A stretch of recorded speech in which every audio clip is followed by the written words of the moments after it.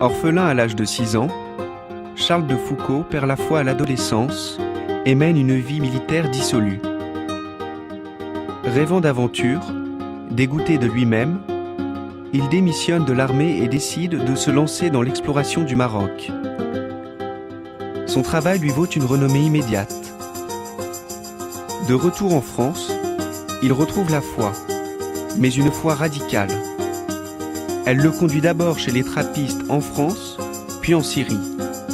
L'amène à devenir ermite en Palestine et enfin prêtre. Toujours en quête de radicalité et d'absolu, il se consacre aux populations délaissées du Sahara qu'il décide d'évangéliser par son exemple et par sa vie plutôt qu'en parole. Son intérêt très concret pour les Touaregs le conduit à étudier leurs coutumes et leurs langues. Il rédige le premier dictionnaire de la langue touareg, qui reste encore aujourd'hui une référence.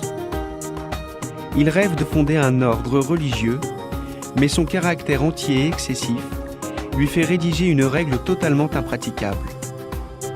Il mourra seul, assassiné, le 1er décembre 1916. Il est très vite considéré comme un saint. Sa vie et ses écrits deviendront une référence pour de nombreuses familles spirituelles. Il est déclaré vénérable par Jean-Paul II, puis bienheureux en 2005 par Benoît XVI.